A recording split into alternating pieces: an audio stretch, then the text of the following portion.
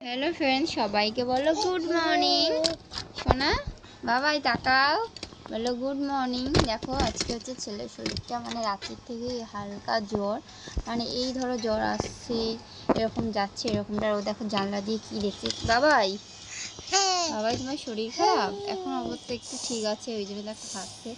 বাবাই তাকাও, আমার সোনাটার কিছু হলে তো আমরা পাগল হয়ে যাই। দেখো গাইস, হচ্ছে গিয়ে ছেলেটা রাতের থেকে জ্বর, মানে আমরা কেনাকাটা করার পরে আসা থেকেই মানে রাতে শোয়া থেকেই দেখছি, মানে যখন ঘুমাতে যাবো তখনই দেখছি গাটা কেমন গরম গরম। তো জানি না কীভাবে জ্বরটা এলো। কালকে ওষুধ খাওয়াইনি, কারণ ঠিক ছিল, রাতে ঘুমিয়ে পড়েছিলাম, তারপর তো এখন ঠিক ছিল, আবার ভোরের তো জ্বর। তো এখন একটু ওষুধ খাওয়াবো, কিছু খেতেই চাইছে না জানো। সকালে করে এই দুদিন ধরে একটু ছাতু খাচ্ছিল, তো সেটা আজকে আর একদমই খেতে চাইছে না। তো চলো, ছেলেকে নিয়ে ভালো লাগছে না। এবার বা বা করছিল একটু আগে। বলো বলো বলো বেটা, বলো বা বা বা বলো শোনা। দেখো ক্যামেরা অন করলে আর বলবে।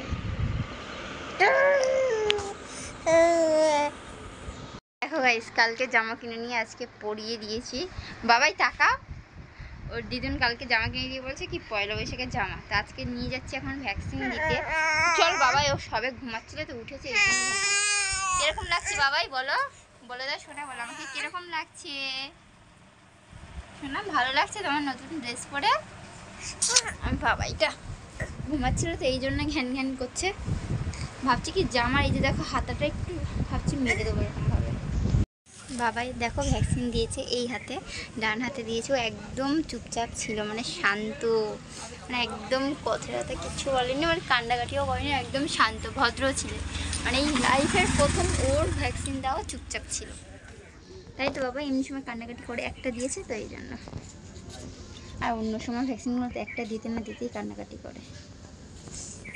মাসি এসছে আর দাদা এসছে। দেখো দাদা চাষা করে ছেলেকে কেমন লাগছে দেখি। বেটা বেটুয়া কান ভাবছি তুমি বাবার সঙ্গে যাবে বলে বসে আছি। তো আমাকে অনেক করে ডাকছিল, প্রচুর পরিমাণে ডাকাডাকি করছিল। মানে মেজদি এসছে দেখলে, সবে অটো থেকে নেমেছে, বলছিল ঘরে চল বিকেলবেলা নয় আসবে, কিন্তু আমি কোনো মতেই রাজি হলাম না। তো বাড়ি চলে আসছে, আর কী করবো। চলে এসছে দুপুরবেলা ভ্যাকসিন দিয়ে, ঘরে এসে খাইনি আমি, এখনও রেস্ট নিচ্ছিলাম। ছেলে একটু ঘুমালো। এখানে দেখো রাবিশ নিয়ে এসেছিলো, এই যে ছেলে আর তার বাবা রাবিশ নিয়ে এসছে অনেক, তো ঢালছে। সত্যি আমাদের রাস্তাটা তোমাদের পরে দেখাবো, সব ঢেলে নিলে তোমাদেরকে দেখাবো রাস্তাটা কীরকম হয়েছে। এই যে এতগুলো অর্ধেকই, এই যে গোটা বেলায় এসছে কাজে থেকে, তখন রুই মাছ কিনে নিয়ে এসছে। তো রুই মাছ 4টে মাছ নিয়ে এসছে।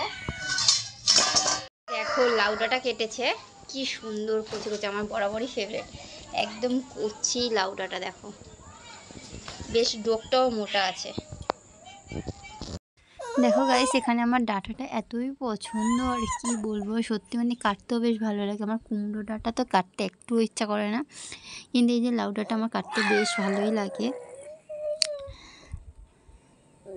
আমার হেল্পারটা দেখো, মুখটা একটু দেখাও। দেখো ভেন্ডি আর আলু বললো ভাজা খাবে, তাই ভেন্ডি আর আলু ভাজা করছি। তো সে এটা দেবো, ওই যে ডাঁটা দিয়ে ঝোলের তরকারি হবে, মাছের ঝোল, তার জন্য এটা কেটে দিল আলু। আর এই যে ডাঁটাটাকে আমি কেটেছিলাম, এটা ওই যে মাছের ঝোল হবে।